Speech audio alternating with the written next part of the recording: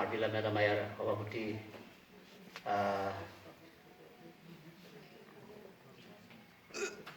মোৰ ঘৰত অহাৰ কাৰণে অলপ দেৰি হ'ল, তাৰ কাৰণে ক্ষমা প্ৰাৰ্থনা বিচাৰিছোঁ। একচুৱেলি মোৰ ক'বলৈ একো নাই, কাৰণ কবিতা লিখাৰ ক্ষেত্ৰত আপোনালোকে জানেই যে কবিতা মানুহে কিয় লিখে। মই এইটো কবি হ'ম বুলি কবিতা লিখা নাছিলোঁ, কিন্তু ভাল লাগে অসমীয়া কবিতা পঢ়ি ভাল লাগে। আৰু মই অসমীয়া মাধ্যমৰ পৰা অহাৰ কাৰণে অসমীয়াৰ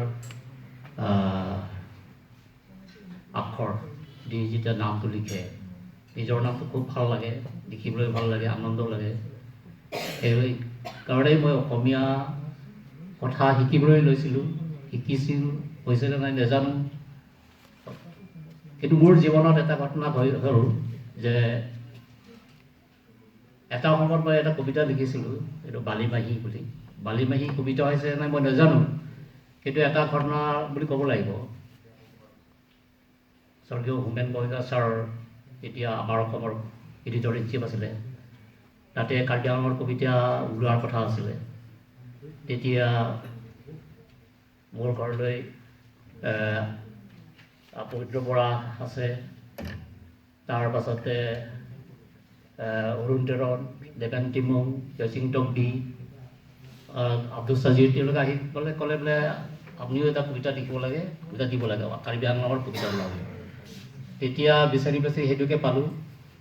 মই অফিচলৈ দৌৰা-দৌৰি হৈ আছে, এই সময় হেৰি আছিলে, আৰ্জেণ্ট আছিলে, তথাপি সেইটোকে উলিয়াই পেলাই মই দি দিলোঁ। হৈছেনে নাই মই নাজানো। এবাৰ এই কবিতাটো সকলো টুকুৰা এটা লিখিছোঁ কেতিয়াবা। সেইটো কবিতাটো যেতিয়া আমাৰ অসমৰ প্ৰকাশ হৈ গ'ল, তেতিয়া মই ভাবিলোঁ, খুব আনন্দ লাগিছে। নামটো যেতিয়া প্ৰকাশ হৈ গ'ল, কবিতাটো প্ৰকাশ হৈ গ'ল, তো ভাবিলোঁ বা কবিতাটো খুব ভাল লাগিছে, পঢ়িও ভাল লাগিছে। তো মই উৎসাহিত হৈ গ'লোঁ যে ময়ো তেতিয়াহ'লে যত্ন কৰোঁ অসমীয়া ভাষাত কবিতা লিখিবৰ কাৰণে।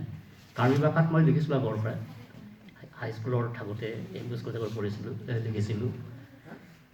এতিয়া এই কবিতাৰ বিষয়ে যেতিয়া মই জানিবলৈ বিচাৰিলোঁ, এটা কথা মনত পৰিছে।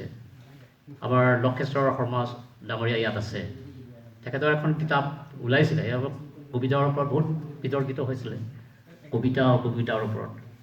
এখন গ্ৰন্থ, সেইখন কিতাপ মোৰ তাত